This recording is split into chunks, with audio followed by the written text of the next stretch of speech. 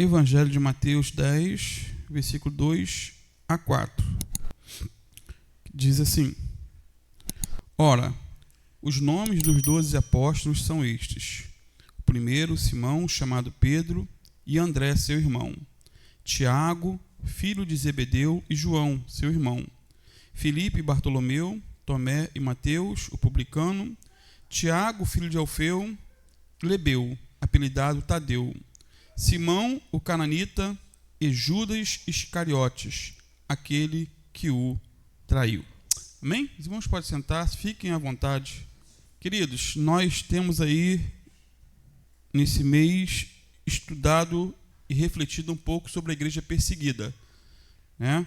A Bíblia nos mostra que a perseguição sempre acompanhou aqueles que foram fiéis ao Senhor. Isso é uma regra, não uma exceção. Ao longo da história, né, os inimigos da fé, eles imaginaram que poderiam destruir a igreja perseguindo o crente. Essa era a visão deles. Porém, aconteceu exatamente o contrário. Quanto mais a igreja era perseguida, mais ela crescia. E como já dizia Tertuliano, aí no 3º século da era cristã, o sangue dos mártires se tornou a sementeira da igreja. E no último estudo, né, semana passada, vimos a vida aí dos irmãos Pedro e André. Quem lembra? Pedro e André. Aprendemos que Deus usa pessoas comuns, simples, para cumprir aí os seus propósitos aqui na terra. Aprendemos também que nossas falhas não precisam definir o nosso futuro e que a fidelidade a Deus vale muito mais do que visibilidade diante dos homens. Sendo assim, quando olhamos aí para Pedro e André, vemos dois homens diferentes, com chamados diferentes, mas unidos pela mesma fé, unidos pelo mesmo Senhor e pela mesma disposição de permanecerem fiéis a Jesus até o fim. Tudo isso e muito mais nós vimos na semana passada. E hoje continuaremos nessa caminhada pela vida dos apóstolos, observando como Deus os usou e como permaneceram fiéis até o fim, mesmo diante da perseguição, mesmo diante da morte. Que o Senhor fortaleça também a nossa fé. Amém? E nos ensine a permanecer fiéis a Ele em qualquer circunstância. Venha o que vier, aconteça o que acontecer. E o terceiro da nossa lista aí que nós lemos, se você for observar, é Tiago, filho de Zebedeu. Bom nome para botar no filho, né, pessoa? Né, senhori? Vem cá, Zebedeu. Vai sofrer bullying demais. Esse Tiago aqui era irmão de João e trabalhava com seu pai na pesca, quando ele foi chamado, né, por Jesus para segui-lo. Os dois estavam ali na pescaria, no dia comum, e foram chamados. E juntamente com Pedro e João, Tiago fez parte aí do chamado Clube Santo, ou seja, do grupo mais próximo do Senhor, estando aí presente nos eventos mais marcantes registrados aí na Bíblia. Por exemplo, né, na ressurreição da filha de Lázaro, de Jairo, no Monte da Transfiguração, quando Jesus houve ali aquela transfiguração, na oração do Getsêmani, Tiago estava lá, quando Jesus suou gotas grandes de sangue. E Jesus deu aí a Tiago e João o sobrenome de Boanerges, né, que significa filhos do trovão, provavelmente por causa do temperamento forte desses dois irmãos. Eles eram bem sanguíneos, né? Em certa ocasião, diz a Bíblia, eles chegaram a pedir que fogo descesse do céu sobre a aldeia de samaritanos, só porque os samaritanos não os receberam. Manda fogo, consumir todo mundo, virar churrasco. Um outro detalhe interessante é que Tiago e João, por intermédio de sua mãe, pediram posições de honra ao lado de Cristo, na glória. Naquela ocasião, Jesus os ensinou que a verdadeira grandeza está em servir e não em ser servido. E esse Tiago aí, que nós estamos tratando hoje, o terceiro da lista aí da escolha dos apóstolos, ele é citado na última vez, né, em Atos 12, versículo 1 e 2, que diz assim: por aquele tempo, o rei Herodes agiu contra alguns da igreja e matou o apóstolo Tiago. Matou a espada, né? Tiago aqui, irmão de João. Ele é o único dos 12 apóstolos, queridos, cuja morte ela é registrada na Bíblia. O único. Segundo a maioria dos historiadores, ele foi decapitado, ou seja, perdeu a cabeça. Sua morte ocorreu provavelmente por volta do ano 44 depois de Cristo, apenas alguns anos após a ressurreição do Senhor.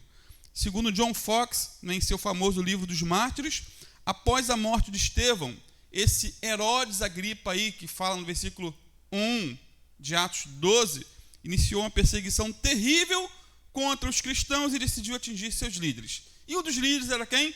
Tiago. Então, Tiago foi preso, foi condenado à morte. E John Fox relata ainda que o homem que o acusou ficou profundamente impressionado com a sua coragem, sua intrepidez diante da morte. E arrependido, lançou-se aos pés do apóstolo pedindo perdão, declarou-se cristão e decidiu morrer ao lado dele. A Bíblia não registra isso, tá, queridos? A Bíblia só registra o que está aí em Atos 12, versículo 1 e 2. Mas há relatos históricos que mostram esses detalhes que eu estou contando. E Tiago o perdoou e ambos teriam sido executados juntos, no mesmo dia, na mesma hora. E John Fox afirma ainda que os dois foram decapitados ao mesmo tempo e apresenta esse episódio como cumprimento das palavras de Jesus, quando Jesus disse que Tiago beberia o mesmo cálice de sofrimento do Senhor. E esse seria o cálice, a morte. Irmãos, segundo a tradição, Tiago não apenas morreu fiel a Cristo, mas sua fidelidade impactou até mesmo o homem que o acusava, como nós já observamos.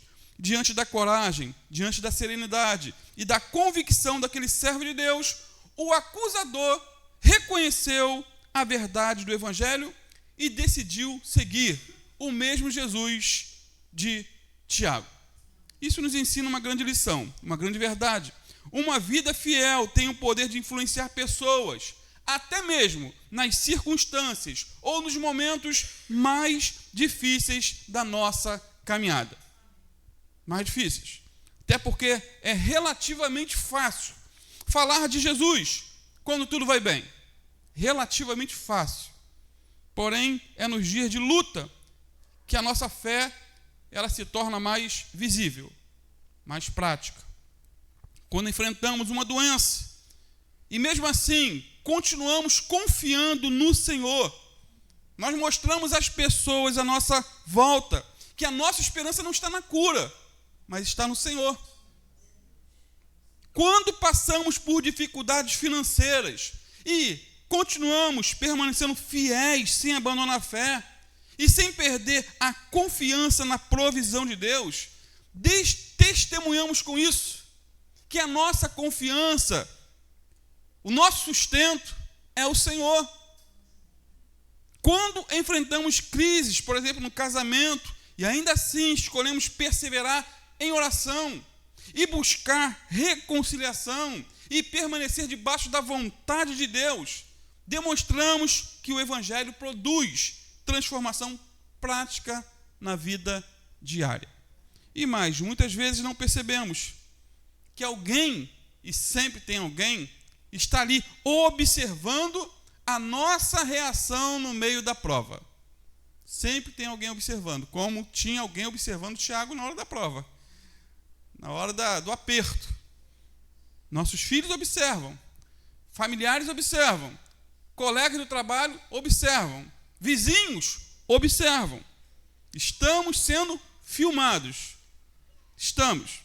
Portanto, assim como a fidelidade de Tiago alcançou o coração do seu acusador, a nossa fidelidade também pode levar outras pessoas a enxergarem a realidade de Cristo em nós. Até porque, em muitos momentos, o testemunho da nossa vida fala muito mais alto do que a nossa pregação, né, do que os nossos conselhos. Sendo assim, Tiago passou de um homem impulsivo e ambicioso a um discípulo fiel que entregou a própria vida por amor a Cristo. A história dele nos lembra que Deus é poderoso, queridos, para transformar pessoas comuns e capacitá-las a permanecer firmes até o fim, como foi Tiago, um simples pescador. Um detalhe interessante no registro bíblico aí de Atos 12, que eu já li, o versículo 1 e 2, é que Tiago foi morto, no versículo 2. Mas Pedro, ele foi poupado no decorrer do texto. Eu vou estar lendo para você o que diz o depois da morte de Tiago. Atos 12, versículo 3 a 10. Diz assim: quando Herodes viu que isto agradou aos líderes judaicos, isso o quê? A morte de Tiago. Prendeu Pedro durante a comemoração da Páscoa e o pôs na prisão, guardado por 16 soldados. A intenção de Herodes era entregar Pedro aos judeus para ser executado depois da Páscoa.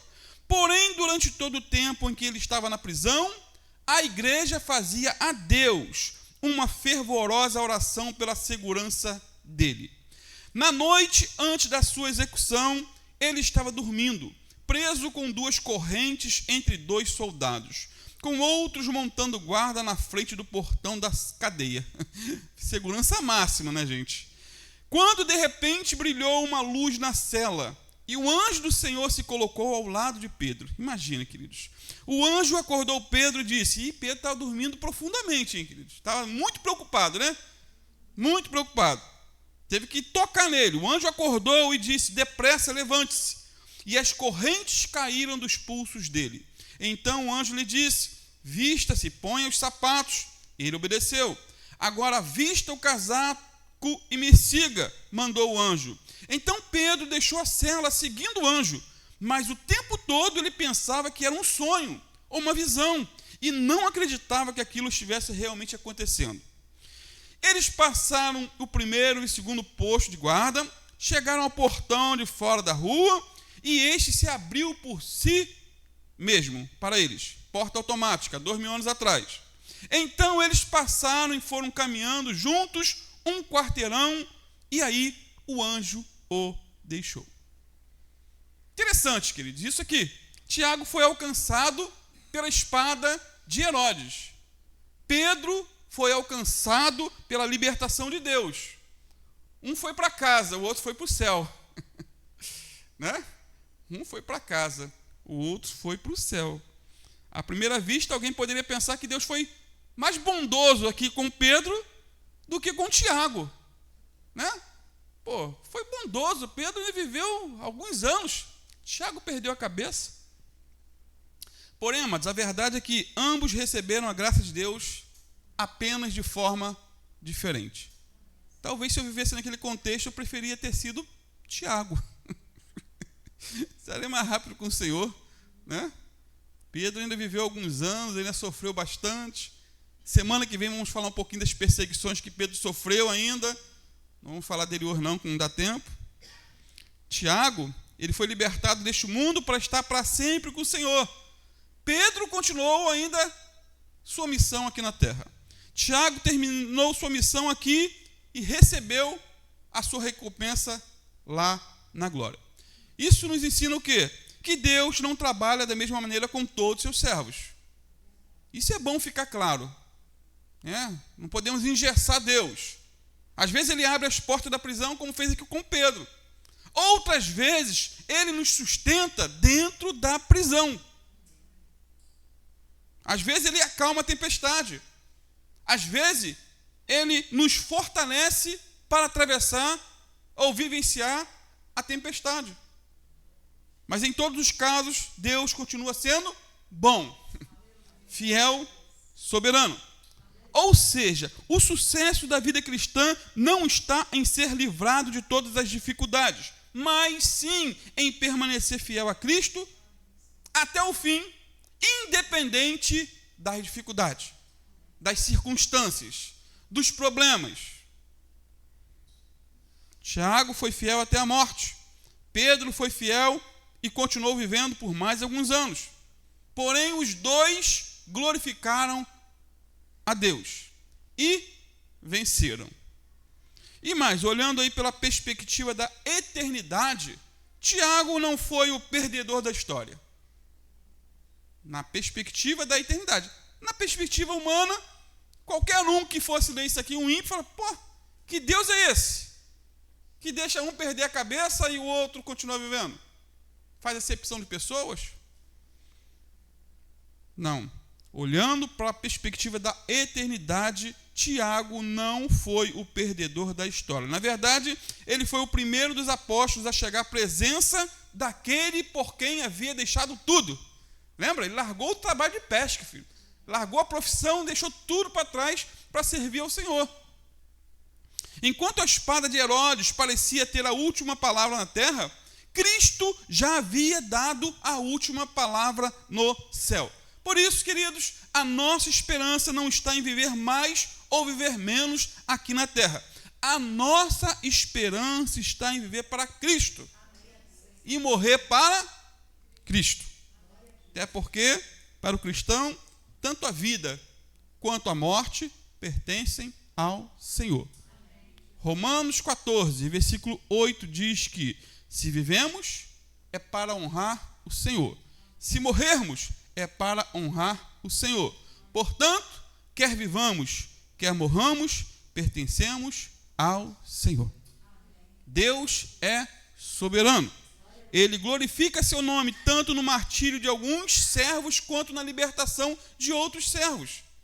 Pouco tempo comentei, acho que foi nos encontros que eu li, sobre o martírio de um homem, lá na Romênia. Um pastor. Ficou 13 anos. Um sofrimento indescritível. Ele viu muita gente morrer ao lado dele. Ele tinha dias que ficava, época que ficava 14 dias em pé, sem comer e sem beber, olhando para uma parede. Mas ele sobreviveu, mas muitos outros morreram. Ele sobreviveu para escrever um livro que tem marcado a história por conta desse testemunho. Então, não se trata de sorte ou acaso. Se trata do tempo e da vontade de Deus para cada um de nós.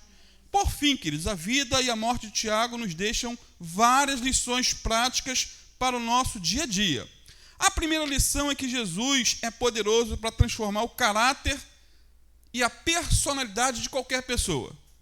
Jesus é poderoso quando a pessoa deixa, quando ela quer, né? Tiago era conhecido aí como um dos filhos do trovão, sanguinário. Tinha um temperamento forte, impulsivo. Certa ocasião, ele quis que fogo descesse do céu sobre uma aldeia de samaritanos, só porque eles já haviam rejeitado Jesus. Não queremos você aqui não, Jesus. Juntamente com seu irmão João, ele pediu a Jesus um lugar de honra em seu reino, desejando assentar-se à sua direita e à sua esquerda. Isso revela o quê, queridos? Que, além de impulsivo, Tiago também lutava contra a ambição. Era a fraqueza dele. O orgulho e o desejo de reconhecimento, de aparecer. Né? Porém, com o passar dos anos, aquele homem foi transformado, moldado pela graça de Deus. Ou seja, Deus muda sim o caráter e o temperamento quando a pessoa se rende à sua vontade e permite que o Espírito Santo o transforme. Permite que o Espírito Santo trabalhe em sua vida. Isso porque ninguém nasce pronto, nasce? Ninguém nasce pronto. Todos nós temos áreas em nossas vidas que precisam ser tratadas, que precisam ser mudadas, que precisam ser lapidadas pelo Espírito Santo de Deus. Por exemplo, alguns lutam contra a ira, outros lutam contra o orgulho, outros lutam contra a impaciência. Existem ainda aqueles que lutam contra os desejos da carne, como a pornografia, pensamentos impuros e tentações que surgem diariamente. E muitos carregam essas batalhas em silêncio. Ninguém sabe, ninguém vê. Por fora parece estar bem, mas por dentro enfrenta uma guerra constante, ambulante. A boa notícia é que a graça de Deus é maior do que qualquer pecado ou tentação humana. Graça de Deus. Jesus não veio apenas para perdoar pecadores, ele veio para libertar pecadores. A Bíblia nos ensina que nenhuma tentação é irresistível e que Deus sempre providencia um caminho para que possamos vencê-la. É o que diz 1 Coríntios 10, 13. As tentações em sua vida, diz a palavra, não são diferentes daquelas que outros enfrentam. Ah, pastor, a minha é maior do que todos. Não. As tentações em sua vida não são diferentes daquelas que outros enfrentam. Deus é fiel e Ele não permitirá tentações maiores do que vocês possam suportar. Quando forem tentados, Ele mostrará uma saída para que consigam resistir. Ou, como em outras versões, lhes dará um escape. Deus é bom. Porém, isso não significa que a luta será fácil de ser ganha. Não existe lutas fáceis. Toda luta ela é espinhosa, né? Portanto, quem luta contra os desejos da carne não deve alimentar o pecado, mas alimentar sua comunhão com Deus. Quanto mais próximos estamos de Cristo, mais força teremos para dizer não às obras da carne. Quanto mais alimentamos a mente com a palavra de Deus, menos espaço nós damos para aquilo que desagrada ao Senhor. E mais, ninguém deve conformar-se com os seus pecados dizendo, tem gente que se conforma, mas não devemos dizer, eu sou assim mesmo, a carne é fraca, todos fazem, Davi adulterou, por que eu não vou adulterar? Salomão teve 1000 mulheres, por que eu não vou ter 3, 4? Amados, o Evangelho nos chama para uma vida de transformação. O mesmo Deus que transformou homens violentos, homens orgulhosos, impulsivos, também pode transformar aqueles que lutam contra qualquer tipo de pecado. Até porque não existe corrente que Cristo não possa quebrar. Não existe. Não existe escravidão que Ele não possa vencer. Não existe vida tão marcada pelo pecado que não possa ser restaurada pelo poder e da graça de Deus. Deus é especialista em causas perdidas. Portanto, Tiago conhecia muito bem essas lutas. Ele quis destruir aqueles que o rejeitaram. Ele quis posições de honra à direita de Jesus, na glória, no reino. Mas depois de caminhar com Jesus, aprendeu a servir em vez de buscar o quê? Ser servido. Ele aprendeu a glorificar Deus em vez de buscar glória para si mesmo. Aprendeu a amar as pessoas que antes teria rejeitado. Aquele homem que desejava um trono ao lado de Jesus acabou recebendo uma espada por causa de Jesus.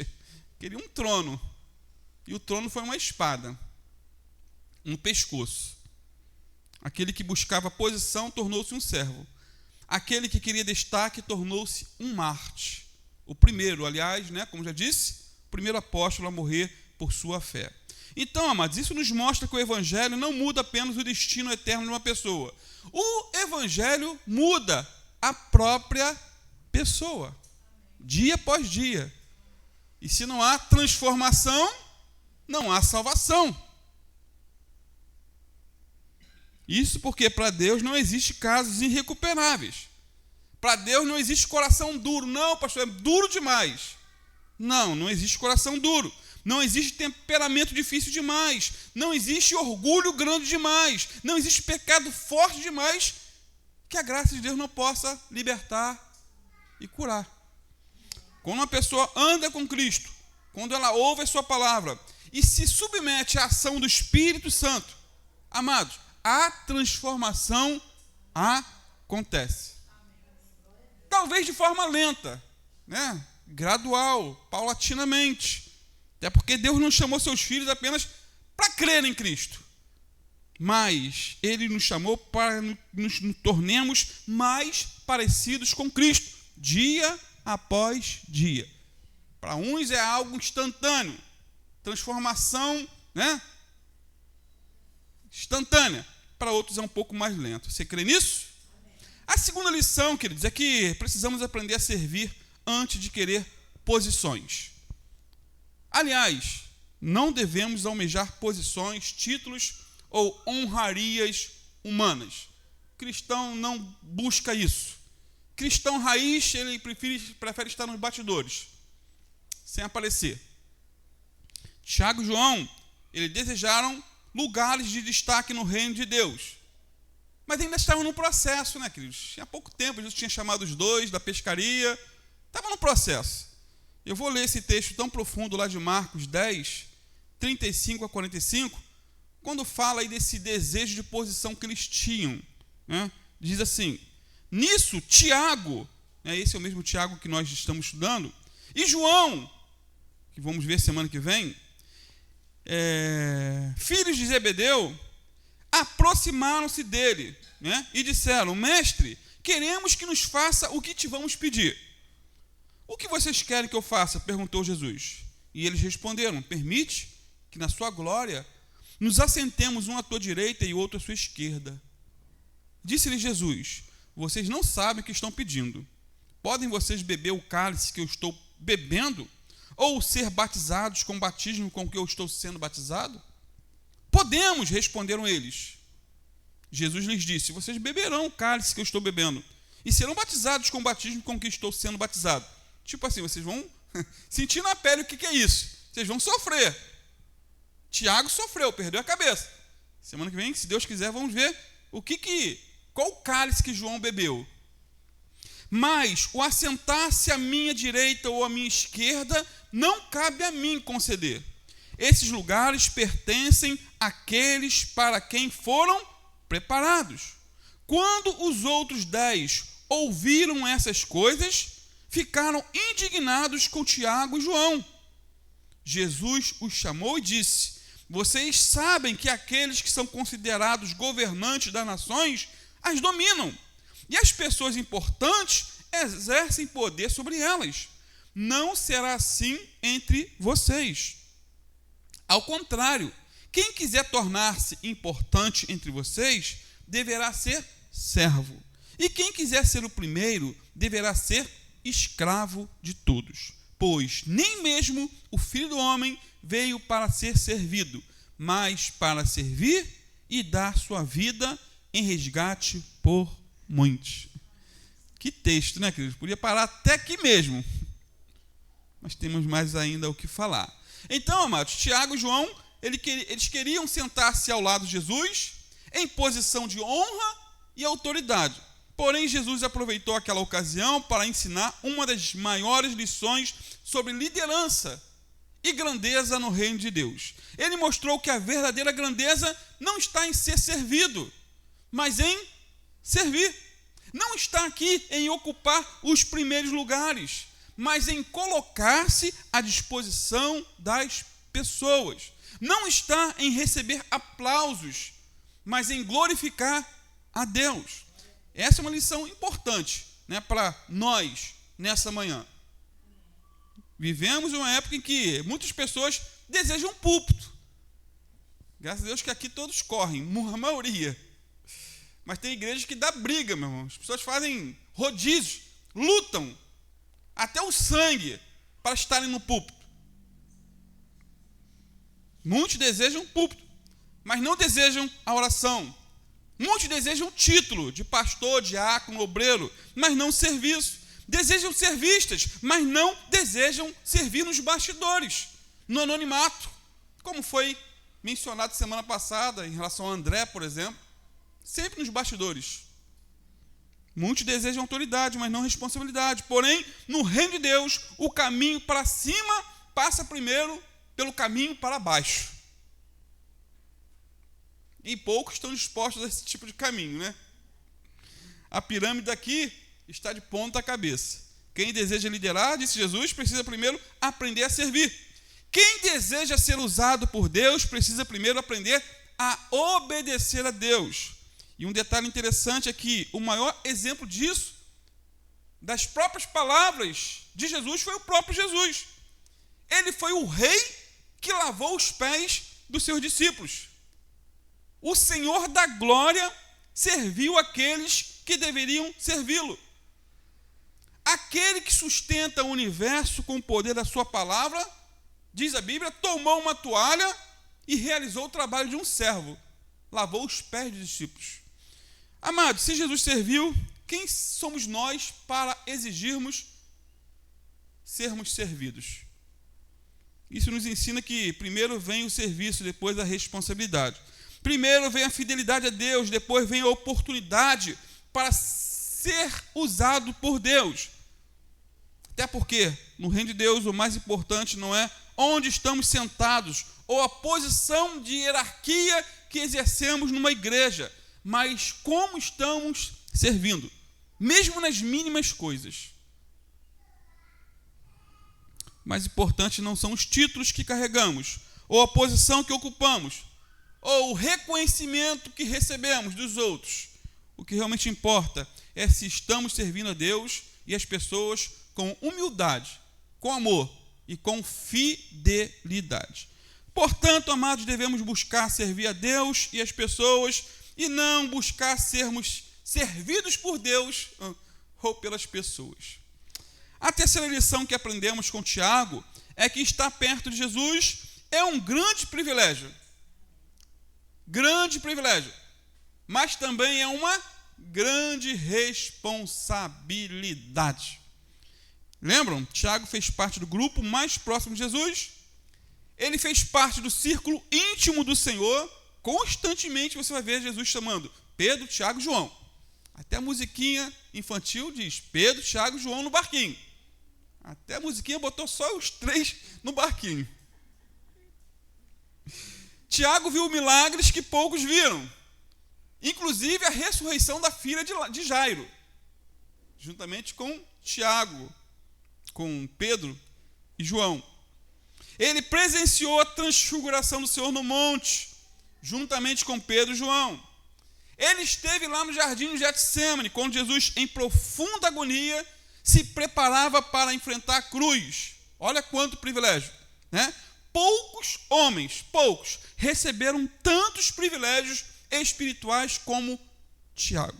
Porém, como já disse, privilégios espirituais trazem também responsabilidades espirituais. Quanto mais recebemos de Deus, maior deve ser a nossa fidelidade a Deus. Viu um anjo? É mais, Deus deu mais. Né? Viu grandes milagres? É mais responsabilidade. Quanto mais conhecemos a verdade, maior é a nossa responsabilidade de viver de acordo com essa verdade.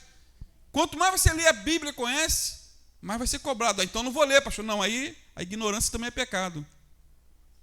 Por isso Jesus disse lá em Lucas 12, 48, a quem muito foi dado, muito será exigido. Então, amados, essa verdade aí precisa ser lembrada por nós hoje. Muitas vezes pensamos que privilégio é apenas uma bênção. Sim, privilégio é uma bênção, mas privilégio também é responsabilidade.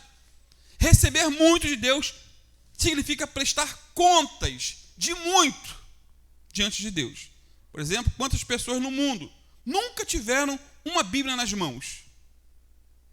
Muitas pessoas nunca tiveram uma Bíblia nas mãos. Quantas pessoas nunca ouviram do Evangelho? Quantas nunca tiveram a oportunidade de participar de uma igreja, de congregar? Não podem, é proibido. Ou frequentar uma escola dominical, como todos aqui podem, e até os que estão me ouvindo. E nós temos acesso a isso tudo. Temos liberdade para cultuar, temos irmãos para congregar, uma variedade de Bíblia para ler, estudos, mensagens, recursos.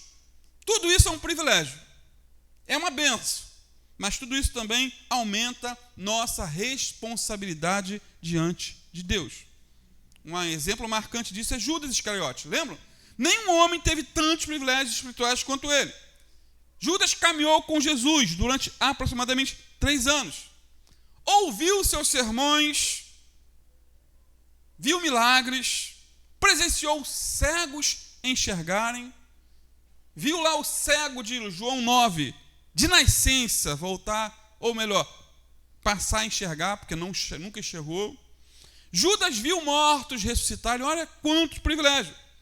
Participou do grupo dos 12, porém, apesar de tantas coisas a seu favor, ele nunca entregou verdadeiramente seu coração ao Senhor. Ou se entregou, se afastou. Ele recebeu grandes oportunidades, mas não correspondeu a elas com fé e obediência. Amados, isso nos ensina que estar perto das coisas de Deus não é o suficiente. É preciso viver para Deus. Não basta frequentar uma igreja. Não basta ouvir sermões semana após semana, ou conhecer muito a Bíblia. É bom, tudo isso é bom, mas não basta. É necessário obedecer a palavra e cultivar um relacionamento diário com Jesus. E mais, já estou concluindo. O contraste entre Tiago e Judas é impressionante. Os dois caminharam com Jesus. Os dois ouviram os mesmos ensinamentos, viram os mesmos milagres, mas Tiago permaneceu fiel até a morte.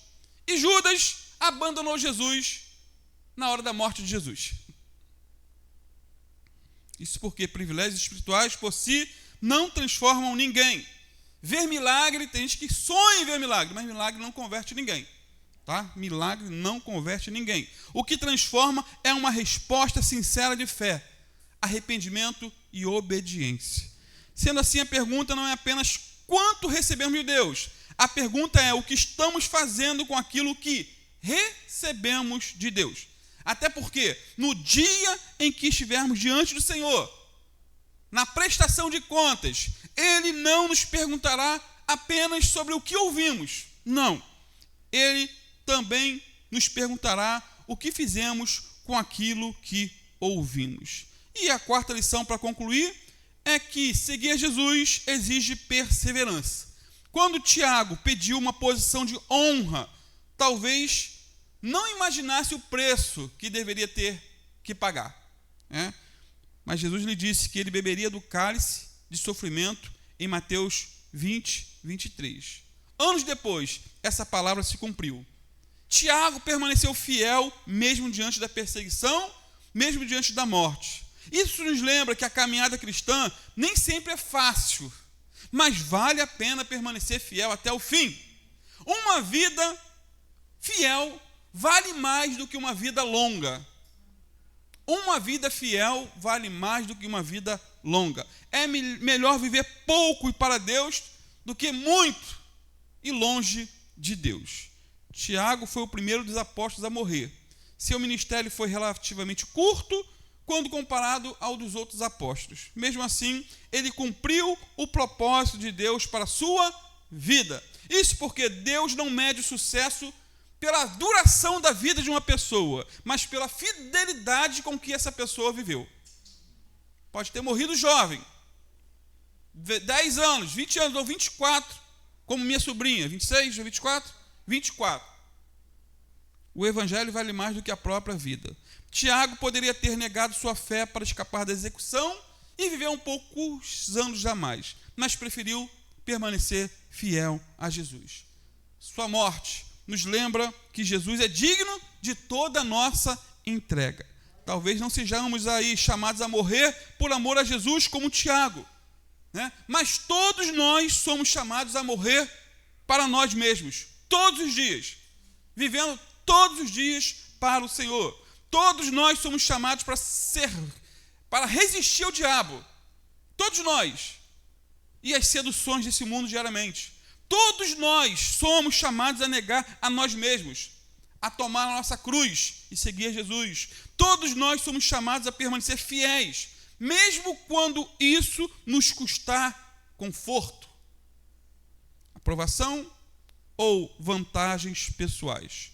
Todos nós somos chamados a amar a Deus acima de todas as coisas e viver para a glória do teu santo nome. Amém, queridos? A pergunta dessa manhã é: estamos dispostos a morrer para a nossa vontade? Para que a vontade de Deus prevaleça em nossa vida? Amados, a verdadeira marca de um discípulo não é apenas como ele vive, mas também aquilo que ele está disposto a deixar para trás por amor a Cristo. Que o Senhor nos ajude, que Ele pegue em nossas mãos e, independente da maneira como vamos morrer, que sejamos fiéis a Ele até o fim. Senhor, te louvamos, Pai, por essa manhã, porque até aqui a Tua boa mão tem nos ajudado, tem nos socorrido.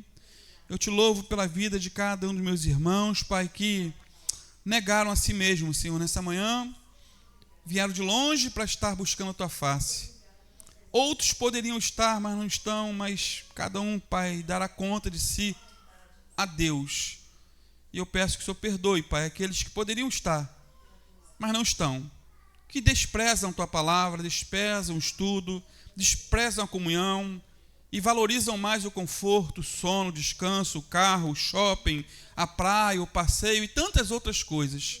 Que o Senhor venha ter misericórdia, Pai, perdoar e despertar cada um, Senhor, em nome do Teu Filho Jesus.